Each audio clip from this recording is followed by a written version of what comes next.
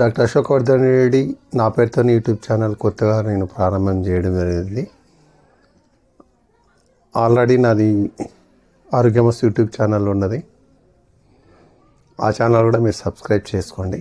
ఈరోజు నేను ఈ ఛానల్లో మీ ముందుకు తీసుకొచ్చింది మన సంపూర్ణ ఆహారం ఏది, మన సంపూర్ణ ఆహారం ఏది. పూర్తి జీర్ణం కావడానికి 6 గంటలు పడుతుంది. మనం ఏదైనా ఆహారం తీసుకుంటే పూర్తి జీర్ణం కావడానికి 6 అవర్స్ పడుతుంది.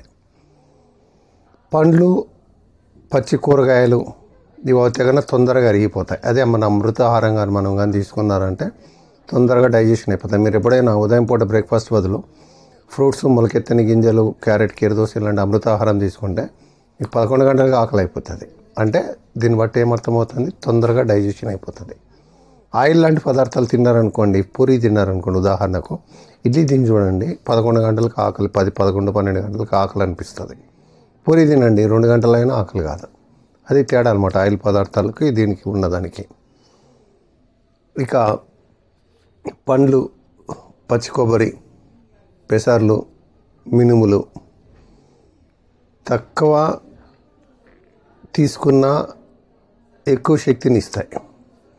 లావు పెరగడానికి కూడా అవి ఉపయోగపడతాయి. అన్నిటికంటే గింజలలో ప్రాణశక్తి ఎక్కువగా ఉంటుంది. వీటి తర్వాతే ఆకుకూరలు, వీటి తర్వాతే కూరగాయలు, వీటి తర్వాతే దుంపలు. మనము దేంట్లో ఎక్కువ బాగా శక్తి ఉండదంటే ఫస్ట్ తీసుకుంటే గింజలే, అంటే స్ప్రౌట్స్, మొలకెత్తని గింజల్లోనే ప్రాణశక్తి ఎక్కువ ఉంటుంది. దాని తర్వాత ఆకుకూరలు, దాని తర్వాత కూరగాయలు, వాటి తర్వాత దుంపలు. మన శరీరానికి కావాల్సిన పోషక విలువలు 7.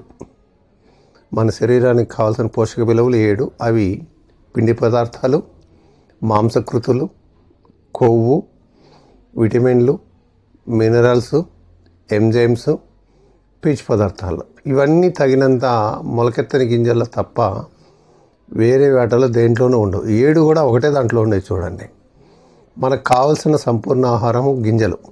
ఇది అతి ముఖ్యమైన స్వాతికతను కలిగించే ఆహారం, శాకాహారం. ఈ విషయం భగవద్గీతలో కూడా చివరన చెప్పబడింది.